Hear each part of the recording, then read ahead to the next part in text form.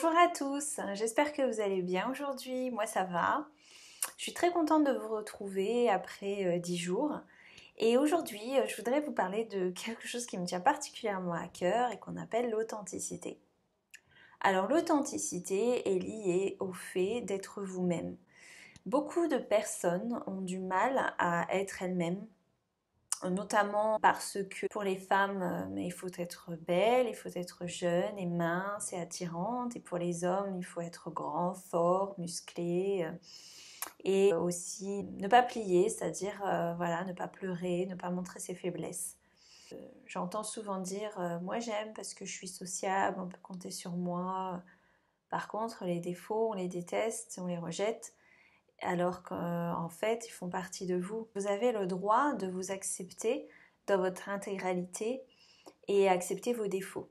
Si vous n'aviez pas les qualités que vous avez et les défauts que vous avez, vous ne seriez pas vous. Donc au lieu de lutter contre ces choses que vous n'aimez pas, ces défauts que vous n'aimez pas, essayez plus de les appréhender avec curiosité que jugement. Alors accepter ses défauts ne veut pas dire ne rien faire pour s'améliorer au quotidien. Ça veut simplement dire que vous vous donnez l'opportunité de vous aimer pour ce que vous êtes.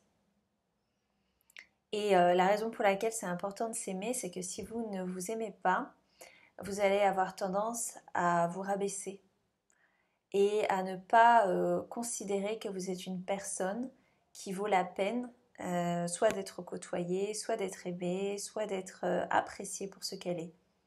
Mais sachez que dans la vie, on a un certain nombre de modèles et que vous êtes un modèle pour quelqu'un sans même que vous ne vous en rendiez compte, sans avoir à faire d'efforts particuliers.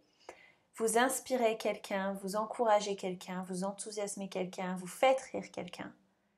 Donc, embrassez votre personne. Enfin, dans le sens figuré, je ne vous dis pas de vous faire des bisous. Enfin, si vous avez envie, vous pouvez. Mais embrassez votre personne, embrassez qui vous êtes, sans juger vos défauts. Plus le prendre comme, oui, effectivement, j'ai des défauts, des choses que j'ai envie de changer chez moi. Je me donne les moyens de les changer, mais je suis plutôt dans l'accueil que dans la résistance. Je sais qu'il y a beaucoup de gens qui ont du mal à être authentiques. Moi, personnellement, je pense que ce n'est pas toujours facile d'être un homme dans la société actuelle. J'en suis pas un, comme vous pouvez le constater. Mais j'en côtoie beaucoup et je vois qu'ils ont du mal à accepter leur position d'homme, tout simplement, dans une société qui évolue, avec une place de la femme qui est de plus en plus importante. Et pour les femmes, c'est ce poids des inégalités qui pèsent toujours entre hommes et femmes, cette société qui est très liée à l'image, très axée sur le physique, et qui peut peser en fait sur l'authenticité d'une personne. Et du coup, on se met pas mal de pression pour correspondre, pour être aimé, pour être valorisé. Mais sachez que ce que les autres pensent de vous ne doit pas être votre réalité. Respectez votre essence, respectez votre nature. Ça veut simplement dire se donner les moyens de s'aimer pour ce que l'on est, sans avoir à se sentir désolé d'être qui l'on est.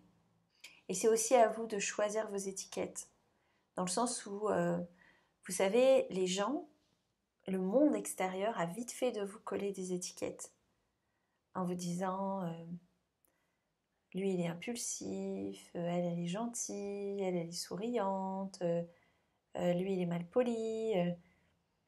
Mais au final, c'est à vous de vous coller vos propres étiquettes. Parce que normalement, personne ne vous connaît mieux que vous. Alors souvent, je vous donne des exemples me concernant et c'est surtout pas pour faire du moi-je, mais je pense que des fois, en vous donnant des exemples me concernant, ça peut vous inciter à réfléchir sur des exemples vous concernant. Même si effectivement, les situations ne sont pas les mêmes. J'ai toujours aimé chanter. Et il y a quelques années de ça, on m'a proposé d'enregistrer une chanson. Pour vous raconter l'histoire, on avait fait On avait fait connaissance lors d'une soirée. Et cette personne me dit, écoute, je suis producteur de musique, à l'occasion, il faudrait que tu passes à la maison. Bon, bien sûr, je lui avais dit que j'aimais chanter, donc il m'a dit, écoute, à la limite, passe à la maison un jour, et puis on verra si on peut éventuellement travailler ensemble.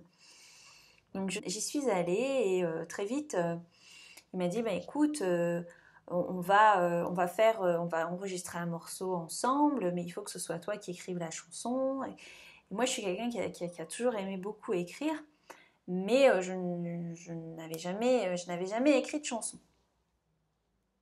Et donc, j'ai écrite et on a commencé à l'enregistrer. Et de là, il me dit, écoute, moi, je veux sortir la chanson. Donc, on s'est mis d'accord, on a sorti la chanson. Et de là, il me dit, oui, il va falloir qu'on fasse un clip. Et on a effectivement fait ce clip. En fait, il y a une personne qui s'est gentiment proposée pour faire mon clip. Mais j'étais pas moi-même. Je n'étais absolument pas moi-même dans ce clip.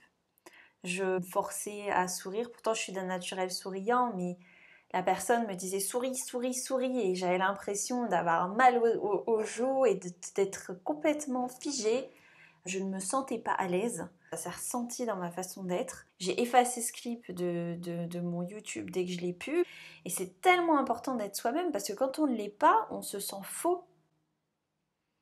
Alors que de pouvoir être soi-même, c'est un privilège de pouvoir être unique. Et vous avez tous quelque chose à apporter dans ce monde. Moi, c'est une conviction que j'ai. Mais faites-le en étant vous-même. Ne le soyez pas à travers la projection des autres. Parce que l'opinion des autres ne doit pas être votre réalité. Il est plus judicieux de se faire détester pour ce qu'on est que de se faire aimer pour ce qu'on n'est pas. Donc je vous demanderai en fait de prendre quelques instants pour faire un travail d'introspection et vous demander si vous vous sentez authentique. Authentique avec vous-même, authentique avec les autres. Et si vous ne l'êtes pas, ou vous estimez que vous ne l'êtes pas assez, qu'est-ce que vous pourriez faire pour devenir plus authentique?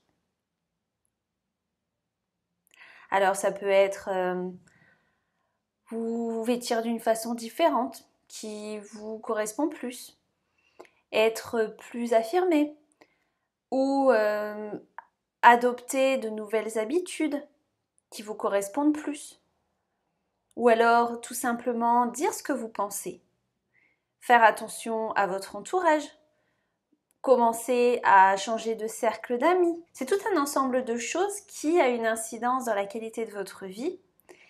Et c'est pour cela en fait que je vous demande de vous y attarder quelques instants et de trouver vos propres réponses.